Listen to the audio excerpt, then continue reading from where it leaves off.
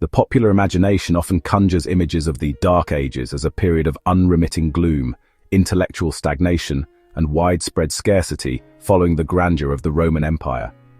This perception, largely stemming from the 14th century Italian scholar Petrarch's lament over a supposed loss of knowledge and civility and useful arts, paints an overly simplistic and often misleading picture of a complex historical era.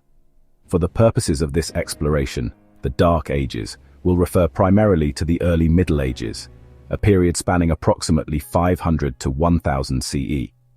Far from being a void, this era was a crucible of profound agricultural adaptation and foundational development, shaping the very fabric of European society.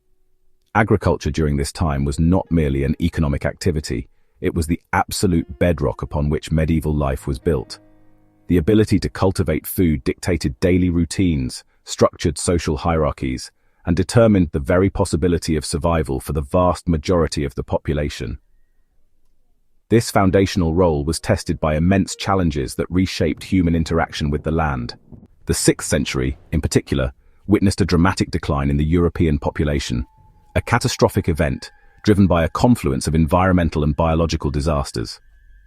A significant era of global cooling, spanning from 536 to around 660 CE, was triggered by a series of major volcanic eruptions in 536, 540, and 547 CE. Contemporary accounts, such as that of the Byzantine historian Procopius, vividly describe a sky where the sun put forth its light without brightness, indicating a profound atmospheric change.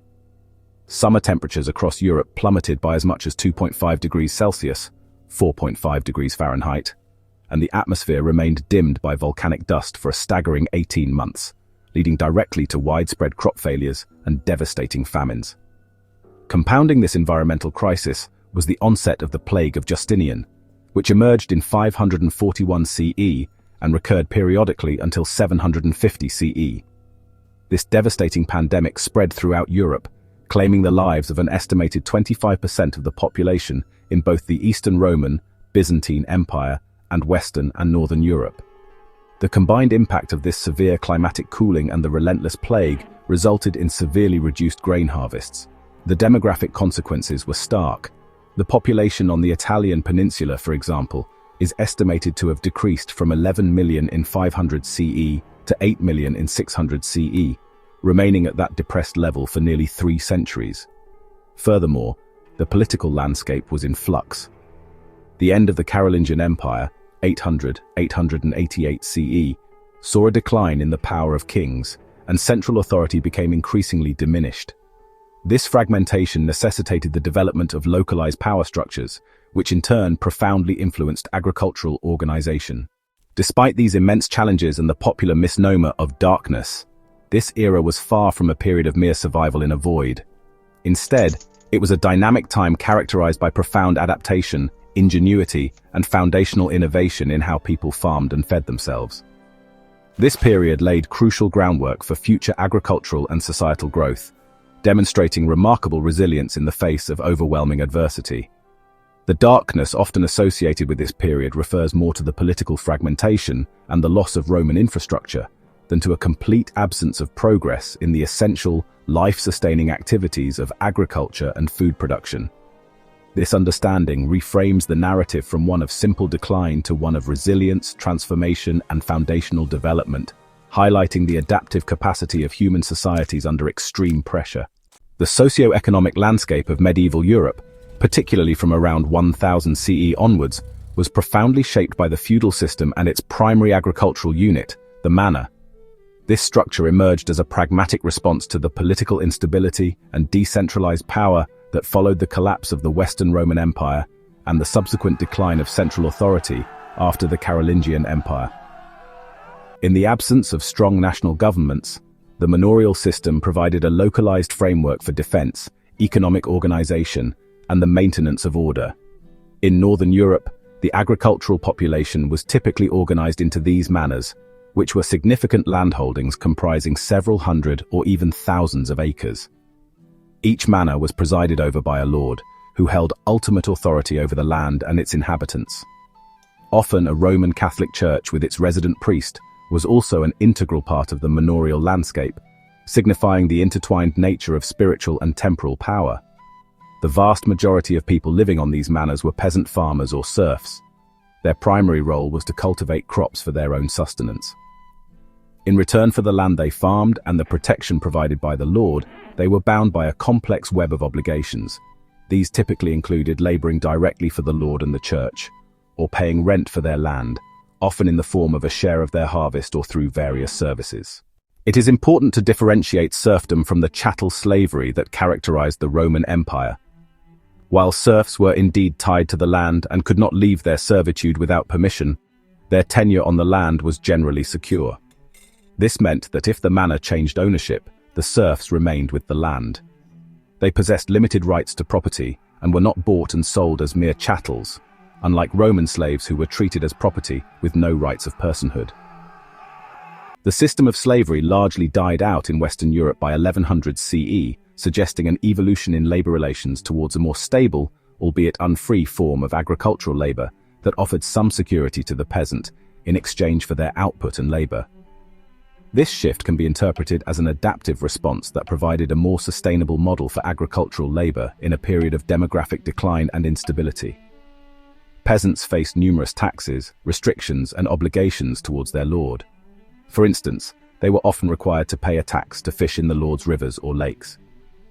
During critical agricultural periods, such as harvest time, the lord could demand additional labor services known as corvées or boon work. These demands were deeply resented by the villeins, as performing labor on the lord's land often delayed their own harvesting, potentially risking the ruin of their own crops. The church also played a significant economic role, collecting its tithe, typically a tenth of the produce, from the peasants. This, along with the economic investment required to support soldiers, created a distinct social and legal divide between the clergy, the nobility, and the common farmers. The organization of arable land in medieval villages was characterized by the open field system, with its long strips of land. While the precise origin of this arrangement remains somewhat obscure, its earliest examples date from around 800 CE, coinciding with the reign of Charlemagne. These strips, typically about 1 acre in size, were laid out within 2 or 3 large communal fields, separated by furrows, unplowed ridges, or other boundaries. A unique aspect of this system was that each farmer in the village did not cultivate a single, consolidated plot. Instead, their holding consisted of numerous scattered strips across all 3 fields, intermingled with those of other villagers. This scattering was a deliberate strategy designed to ensure that everyone had a fair share of both good and bad land, preventing any single farmer from being stuck with only infertile ground. This communal approach to land distribution aimed to mitigate risk and promote equity in a subsistence economy. The intermingling of strips is also widely believed to have resulted from the necessity of communal cooperation, particularly concerning ploughing. Farmers would often pool their resources to form jointly owned plough teams and share a plough. For example, while a pair of oxen might suffice for light soils, heavy clay soils could require a team of 8 oxen, far more than any single peasant typically owned. This necessity fostered a strong sense of community and interdependence. The strips themselves were intentionally made long and narrow, a practical design choice that minimized the number of cumbersome turns required for the ox-drawn plough team, thereby maximizing efficiency during ploughing. In theory, an individual's holding might total around 30 acres, equally divided among the 3 arable fields. However, with time, wide variations emerged, with many becoming very small, significantly impacting a family's self-sufficiency. The feudal system, while exploitative, was a highly effective adaptive strategy for agricultural production. It centralized control over land and labor at the local level, enabling organized cultivation. The church collected tithes, demonstrating how religious and economic structures were deeply intertwined. This system provided a necessary framework for survival in a period of decentralized power. The open field system suggests deep-seated communal cooperation and shared risk among peasants. This collectivism was vital for efficient farming, especially when peasants owned few oxen. However, this communal effort existed within the extractive feudal system demanding labor and produce. Peasants had to cooperate to survive, yet their surplus was controlled by the lord. This communal aspect was a survival mechanism allowing efficiency while serving the lord's interests. Medieval agricultural life was a complex interplay of survival, cooperation, and hierarchical obligation. Collective effort was necessity, not choice, within a system designed for extraction. The foundation of medieval diet rested firmly on successful crop cultivation. Cereals were the most important staple during the early Middle Ages. Barley and wheat were the most significant crops, forming the backbone of daily sustenance. Oats and rye were cultivated in northern regions where wheat was difficult to grow. Wheat was valued for its high gluten content, essential for making good leavened bread. Initially, wheat cultivation was reserved for wealthier farmers and nobility. For the poor, bread was made from coarser, heavier flours of rye, barley, and oats. These grains were consumed as porridge, gruel, or thickeners in soups and stews. Grain cultivation followed a strategic cycle. All 4 grains could be sown in fall as winter crops. Medieval farmers also strategically planted a second spring crop in March. This practice mitigated the risk of losing winter crops, providing crucial backup harvest. Beyond grains, legumes played a vital role, not only as a food source but also for their benefits to soil fertility. Peas and beans were sown as field crops in late spring. They were allowed to dry completely on the plant, much like modern split peas, and were harvested in the fall for food. The rest of the plant could be stored as winter fodder for animals, or, significantly, plowed back into the soil to enrich it, demonstrating an early empirical understanding of soil health and nutrient cycling. A variety of other spring vegetable crops were cultivated, including cabbages, onions, leeks, parsnips, beets, and carrots. These would be ready to harvest throughout the late summer. Turnips, planted later in August, were left in the soil and harvested as needed into the early winter months, providing a fresh food source when other options were scarce. It is worth noting that the term vegetable itself was not commonly used in England until the early 15th century. Prior to that, edible plants were often referred to as herbs. Interestingly, underground vegetables were sometimes considered unfit for noble classes and were primarily consumed by the poor. Furthermore, vegetables were almost always cooked, as raw forms were widely believed to cause disease. Beyond the large communal fields, most rural households maintained smaller, private garden plots. These were vital for growing a diverse range of herbs, such as parsley, mint, dill, fennel, chives, sage, basil, thyme, and rosemary. They also cultivated other plants not commonly eaten as herbs today, like daisy, dandelion, nettle, and wormwood. Salad greens, including lettuce, spinach, cress, borage, rocket, and primrose buds, were also grown in these smaller plots. Fruit trees were also part of the agricultural landscape. Apples and pears were common, but other fruits included cherries, quince, mulberries, walnuts, and chestnuts. Orchards were generally associated with large estates or monasteries, where they were even planted over graveyards, though smaller-scale farms might have a fruit tree or two. Fruit trees were propagated from cuttings and by grafting, with pruning, including root pruning, commonly done in February. Grapes were primarily cultivated for wine, but in less suitable climates they were used to create verjuice, a type of vinegar that could also include unripe apples. In quieter months, particularly April and May, foraging for wild edibles was an additional option for some to supplement their diet. The early Middle Ages saw crucial advancements in agricultural technology, often referred to as the medieval agricultural revolution, which profoundly increased productivity and expanded cultivable land. Early medieval farmers had initially used light plows, often drawn by oxen or donkeys, which merely scratched the surface of the soil. These plows, similar to those used in ancient Rome, featured a pole across the animal's neck, meaning that if the load was too heavy, the animal could suffocate. This limitation meant that only relatively soft soils could be farmed, restricting the amount of arable land.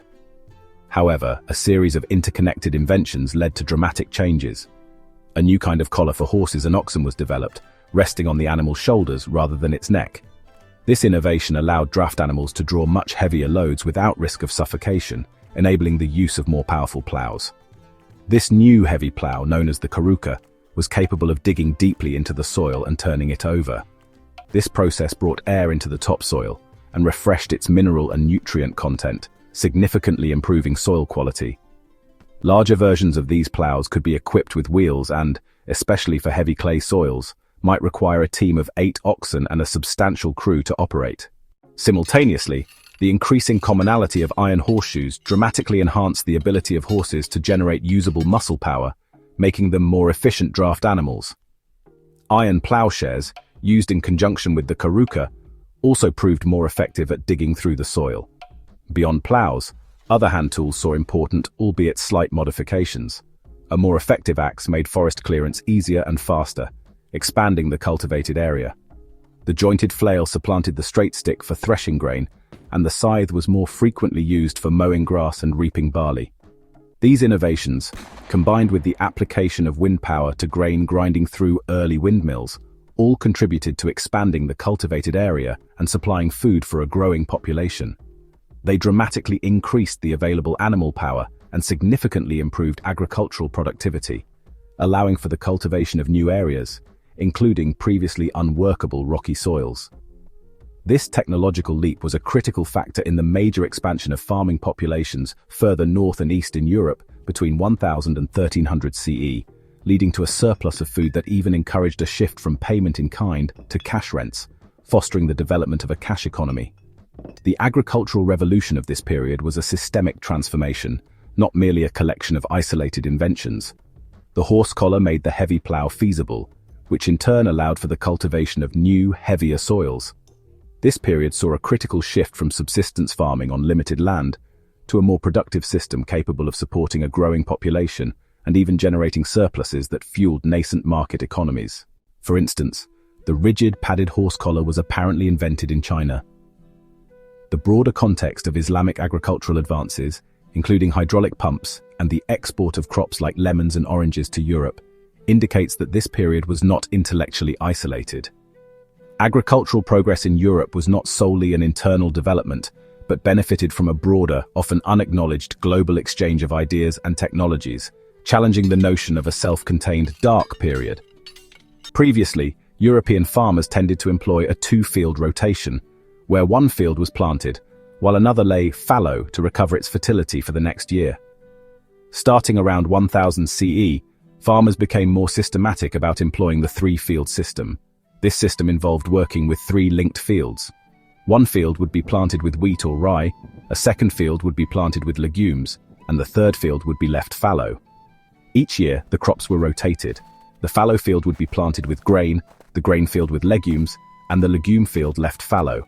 It dramatically enriched the soil by returning nutrients to it directly with the nitrogen-fixing legumes, or at least allowing it to naturally recover while it lay fallow. This process significantly increased the overall yields of edible crops, and with the greater variety of crops, improved the actual nutritional content of the food. Medieval farmers understood the importance of maintaining soil fertility. They used various methods to enrich the land, including marl and seaweed as fertilizers. Animal dung was considered the best fertilizer, though it was often in short supply. After the harvest, fields were opened up for animals to graze. This provided feed for livestock and enriched the soil with their excrement. Early ancestors learned to manipulate their environment through selective breeding. By selecting which seeds to plant and animals to mate, they enhanced desirable traits. This led to higher yielding, more nutritious, and disease-resistant food. The process of turning grain into flour was revolutionized during this period.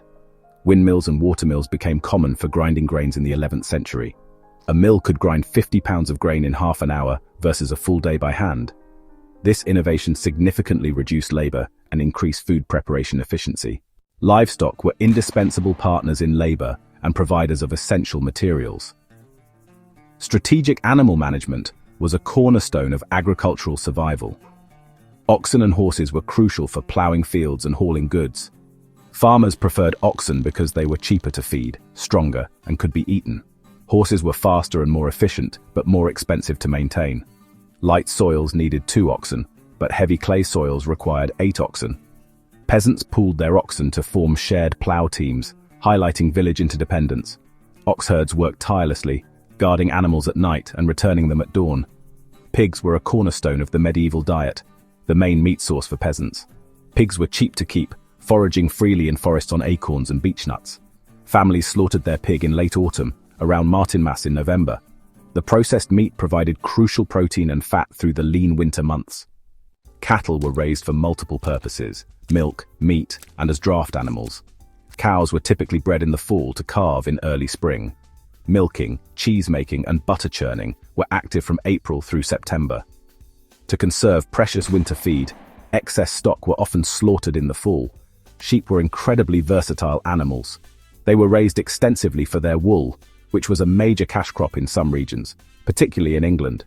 Sheep also provided milk for human consumption, although their milk was considered less valuable than cow's milk. Sheep bred in the fall, with lambing starting as early as January, and were shorn for wool in June. Goats also contributed milk to the medieval diet. The strategic management of livestock for multi-purpose utility was a defining characteristic of medieval farming. Animals were not simply raised for a single product. This integrated system maximized every resource, with animals serving as vital capital that provided labor, sustenance, and raw materials. Chickens were commonly kept in courtyards, providing a steady supply of eggs and reproducing quickly. Other poultry, such as ducks, geese, quails, and pigeons, were also kept in courtyards. Small game, like rabbits and squirrels, were common additions to the diet. Larger game, such as deer and boar, were often reserved for the nobility, and poaching was a serious offense. Fish was a crucial protein source, especially for those living near water bodies. For inland communities, freshwater fish, such as eels, were popular if they lived near rivers or lakes.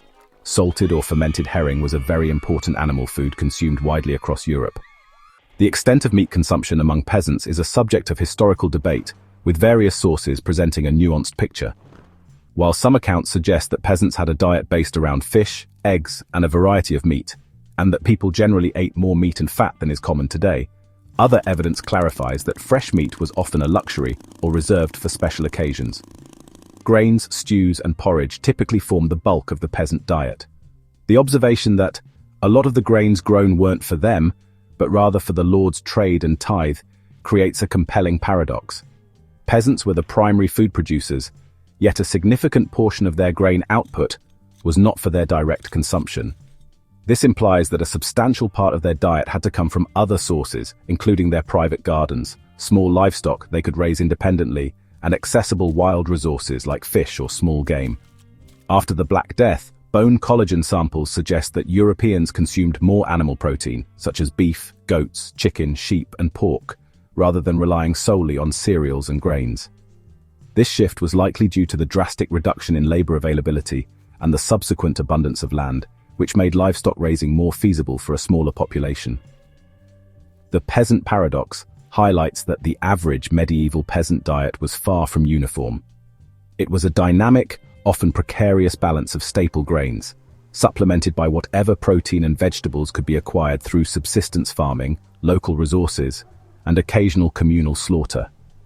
This balance was heavily influenced by external factors like climate, disease, and feudal obligations, demonstrating the ingenuity required to sustain life in a challenging environment. The daily diet of medieval people, particularly the vast majority who were peasants, was a testament to resilience and resourcefulness, shaped by the demands of hard labor, the vagaries of the seasons, and the dictates of social hierarchy and religious observance. For the common peasant, bread formed the absolute basis of the diet, consumed by all classes, though varying significantly in grain type, quality, and quantity. Early breads were often coarse and heavy, made from rye, barley, and oats. As wheat cultivation became more widespread, it gradually became a common staple, though the finest white flour bread remained a luxury for the upper classes.